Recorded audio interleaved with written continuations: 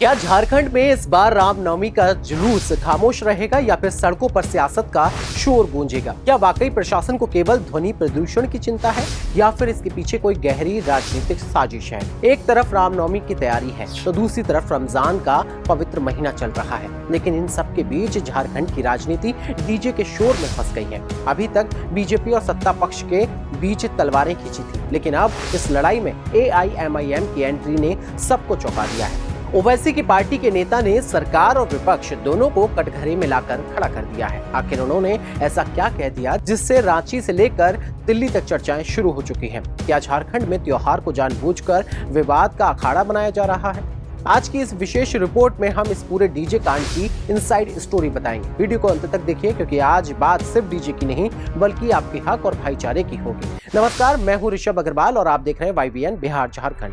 दोस्तों, झारखंड में डीजे को लेकर छिड़ा विवाद अब केवल प्रशासनिक फैसला नहीं रहा। AIMIM के एक कद्दावर नेता ने इस पर तीखी प्रतिक्रिया दी है। उन्होंने साफ शब्दों में कहा कि राज्य सरकार और कुछ खास राजनीतिक दल मिलकर रामनवमी और रमजान जैसे पवित्र पर्वों को बदनाम कर रहे हैं। नेता का कहना है कि त्योहार तो दिल जोड़ने के लिए होते हैं, लेकिन यहाँ की राजनीति इस समाज को तोड़ने का हथियार बना रही है। उन्होंने आरोप लगाया कि डीजे का मुद्दा असल में जनता का ध्यान भटकाने के लिए है। जब सरकार से रोजगार, शिक्षा, बिजली, पानी पर सवाल पूछा जाता है तो वो डीजे और धार्मिक विवाद का नया शिगुफा छोड़ देती है। AIMIM ने साफ कहा कि ये बहस पूरी तरह से प्री प्लान्ड है। AIMIM नेता ने एक बहुत कड़वा सच बोला।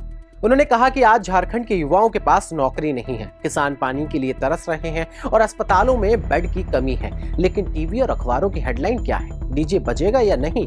उन्होंने पूछा कि क्या डीजे का शोर इन असली समस्याओं को दबाने के लिए इस्तेमाल किया जा रहा है? नेताजी का दावा है कि जब भी सरकार अपनी नाकामियों पर घिरती है तो ऐसे मुद्दे उछाल दिए जाते हैं ताकि समाज दो हिस्सों में बंट जाए और लोग विकास का हिसाब मांगना भूल जाए। स्क्रिप्ट में अब नया मोड़ तब आया जब AIMIM नेता ने सरकार के दोहरे मापदंड की पोल खोल दी। उन्होंने पूछा कि अगर प्रशासन को वाकई कानून व्यवस्था और शोर शराबे की फिक्र है तो नियम सबके लिए एक जैसे क्यों नहीं? उनका तर्क है कि किसी एक विशेष अवसर या समुदाय को निशाना बनाकर नियम थोपना गलत है, इससे समाज में असंतोष बढ़ता है। उन्होंने प्रशासन को सलाह दी कि पाबंदियां लगाने से अच्छा होता कि सरकार पहले सभी धर्मगुरुओं और संगठनों के साथ बैठकर संवाद करती, लेकिन संवाद के बजाय विवाद को प्राथमिकता दी गई।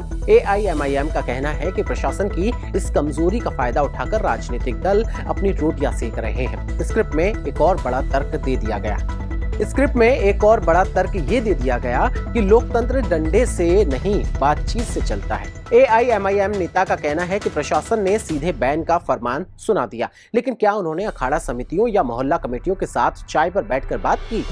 अगर प्रशासन भरोसा दिलाता और लोगों को विश्वास में लेता तो शायद ये विवाद खड़ा ही नहीं होता।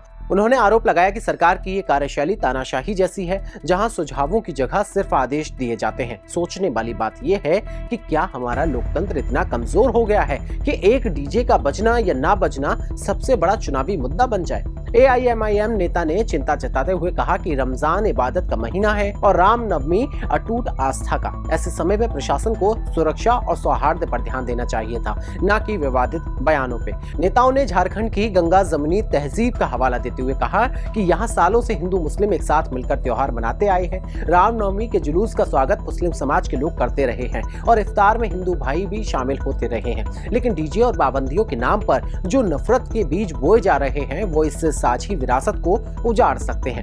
AIMIM का कहना है कि हमें त्योहारों की गरिमा बचानी होगी, न कि उन्हें किसी राजनीतिक दल की चुनावी पिच बनने देना होगा। उन्होंने तीखा हमला करते हुए कहा कि कुछ ताकतें चाहती हैं कि झारखंड में तनाव बढ़े ताकि उन्हें वोट का फायदा मिले, लेकिन क्या जनता इतनी नासमझ है? AIMIM ने अपील भी की है लोग इस राजनीतिक चालों को समझें और भाईचारे के साथ अपने अपने त्योहार मनाएं। झारखंड प्रशासन के लिए ये किसी अग्नि परीक्षा से कम नहीं है। रामनवमी के जुलूस में उमड़ने वाली भीड़ और रमजान की इबादत के बीच शांति व्यवस्था बनाए रखना एक बहुत बड़ी चुनौती है। जानकारों का मानना है कि अगर प्रशासन ने समय रहते सभी पक्षों को विश्वास में नहीं लिया तो ये मुद्दा आने वाले दिनों में और भी विस्फोटक हो सकता है। राजनीतिक गलियारों में चर्चा तेज है कि क्या AIMIM का ये स्टैंड सरकार को बैकफुट पर लाएगा? क्या विपक्ष इस मुद्दे पर अपनी रणनीति बदलेगा या फिर झारखंड की सड़कों पर इस बार रामनवमी कुछ अलग ही अंदाज में मनाई जाएगी?